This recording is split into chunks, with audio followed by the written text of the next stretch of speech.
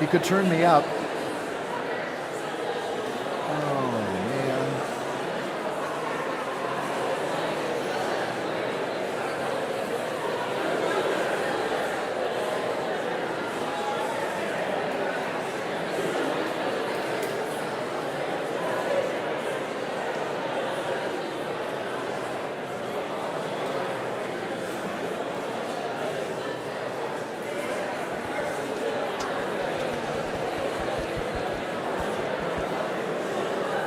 Is it on now? It's on? Okay. All right. Hello, everyone. Good morning. There are lots and lots of seats here in the front, so come up here and sit. It's not like this is a life-changing event. Just come and sit. Oh, yeah, from the back, come and sit, because you're going to go out that door for the picture anyways, so sit in the front. This is the point. Thank you.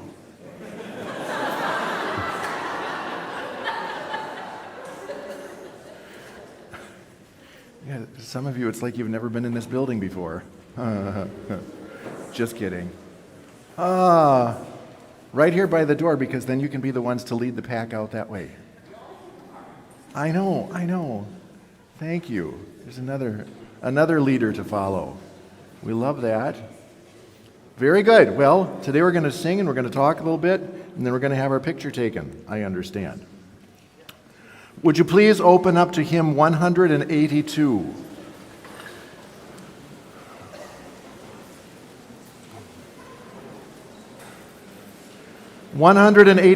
And we'll sing the first two stanzas. You may remain seated.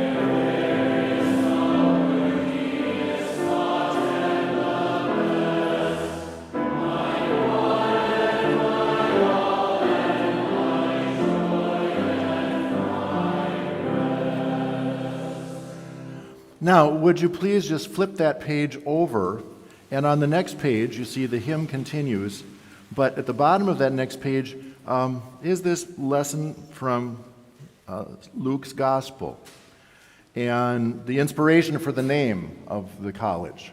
We talk a lot about the one thing needful, and we'll sing about that again in a little bit, but here's the story. Now it happened as they went that Jesus entered a certain village, and a certain woman named Martha welcomed him into her house. And she had a sister called Mary, who also sat at Jesus' feet and heard his word. But Martha was distracted with much serving, and she approached him and said, "Lord, Do you not care that my sister has left me to serve alone? Therefore, tell her to help me." And Jesus answered and said to her, "Martha, Martha," this is one of the great lines from the Bible, "Martha, Martha, you are worried and troubled about many things, but one thing is needed, and Mary has chosen that good part, which will not be taken away from her." Now, Bethany, as we know it today, of course, hasn't always been like this. For instance, we're a coeducational college now. We have both men and women. When the school was founded many, many years ago and adopted the name of Bethany and the motto of the one thing needful, it was originally designed to be, they called it a ladies' seminary. Now, that was not a place where they were trained to be pastors in the church, but it was a place where they came to learn the kinds of skills that would make them fruitful and productive women in the home and also helping out in the church and things like that. Somebody who had a relative who attended at that time said they mostly were being trained to be shipped off to be pastors' wives. I'm not sure if that's the truth. But it was, if you look at Old Main and Luther Hall, those are two buildings that come from that time. And they were big buildings. They're still big buildings. But the idea never really got off in terms of filling the place up. They were hoping at one time to have upwards of 1,000 ladies here going to college, and I don't think they ever broke 150. And so that particular school closed, but the remnants, of course, are still here. The building, the Old Main building, the Luther Hall building, and then, of course, if you go into the lobby of the Old Main, which a lot of you don't really have a reason to go there anymore, because it used to be the hub of the campus. That's where everything happened. So many engagements and future marriages were planned on those stairs over the years in there. And that's a place the word Bethany is on the floor, and you can see it there. And you'll also notice in that place, and it's worth taking a trip just for this little 5 minutes of history, there we have the Hall of Presidents too, where we have photos of all of the people that were presidents of the college over the years, which is kind of interesting. It helps always with perspective to realize that we're not the first ones here, we're not the only ones here. The place has been around for a while, and we've had blessed with lots of good leadership over the years. And that is there to remind us of that. So, also the stained glass window over there on the stairs. With all of you ladies who live in Anderson Hall or who have lived in Anderson Hall, know the stained glass window because you walk by it many times a day.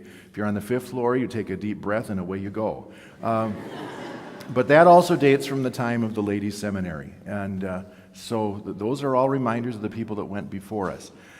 And the idea, of course, of being a school named Bethany was behind it, this notion that on the one hand, we teach young ladies to be the followers of Mary, be good listeners, be close to Christ.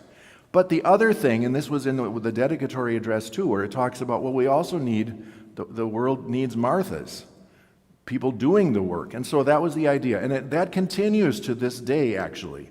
Because even though we always talk about the one thing needful is the center of the Bethany experience, we also realize that we are doing our best to prepare you for a life of Martha service without forgetting about Christ. Let's take a quick look now at that same hymn, and could we do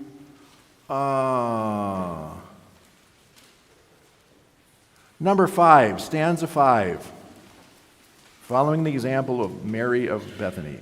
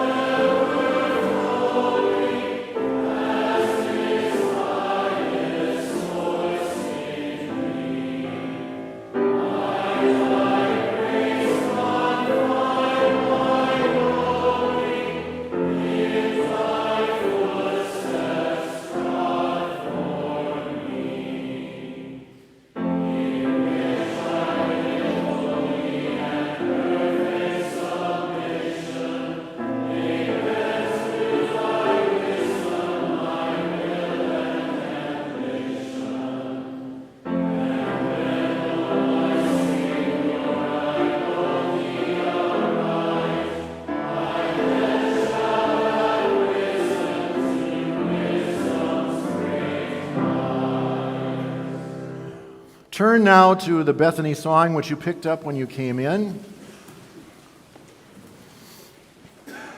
From another slice in our history, the poem was composed in 1933. President Ylvisaker was president in those days. The Fine Arts Center is named in his honor. And he wanted to have a competition to write a school song. So it was sort of like the forerunner of needing a mascot, right? He wanted a school song. So they had a competition that was in the scroll. Very few students participated in it. So the person who wrote the poem then eventually, she won the prize, which I'm sure wasn't very much. But and also the posture, of course, if you come to Bethany from the east, we're not really high amid the trees, but if you've ever walked down those steps, and those of you that are living this year in Larson Hall as students, you're going to really get the idea of this high amid the trees thing, because it's kind of a walk. Let's stand up and sing this.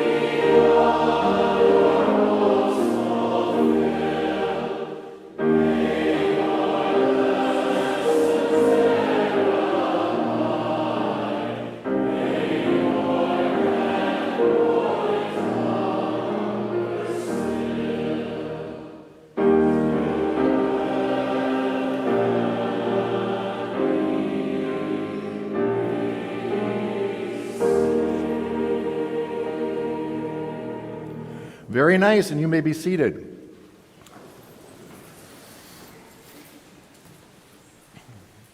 So through the years, Bethany was blessed, and there were many years that weren't so fat and rich.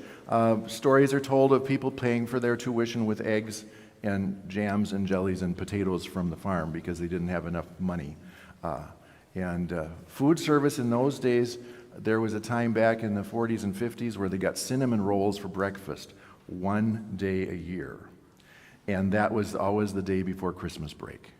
So the smell of cinnamon rolls wafting up through the dormitory made everybody happy. And of course, in those days, Anderson Hall was divided up, so there was, part of it was used for women and the other part of it was used for men. So they were in the same dorm, but they were very, very strictly and carefully kept apart. And since that time, of course, we've been blessed. There have been many alumni of this small school that have stepped up to the plate to support us with all kinds of new and exciting facilities. If they were to come back, well, I wish I had a video of when I first toured the campus in 1984, because it would be quite shocking. And some of you have been around a while, so you know the changes. To come back and, oh my gosh, where did this building come from? It's just like they were popping up from the earth. And so we've been very, very fortunate. God has certainly blessed us. And that's a good reminder to us all, of course, to know the mission of the college and to cling to it and to make it our own. Let's take a look now at hymn 593.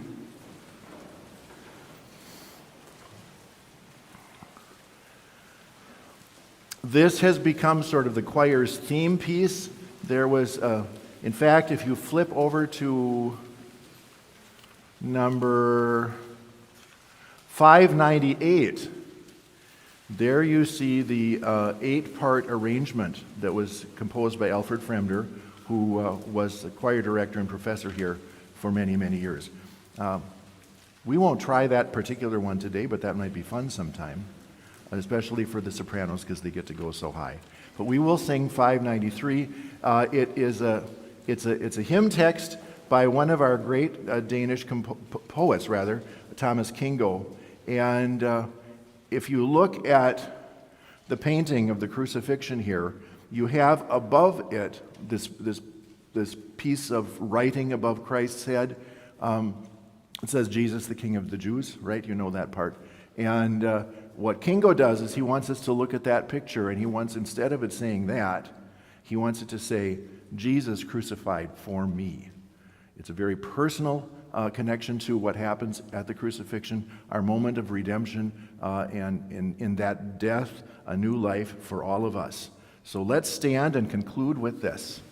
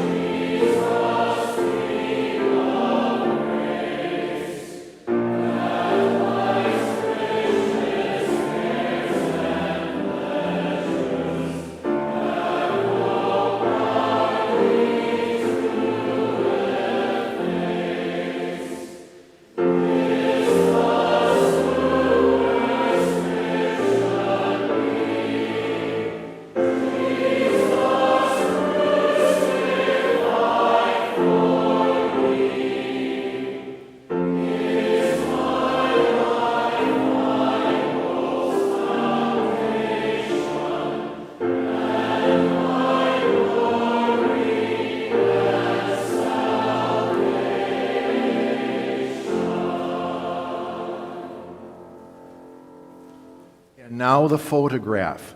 So please, if you're in the front half of the chapel, use the front door here or the front door over there. There are orange cones out there, and plug yourselves in.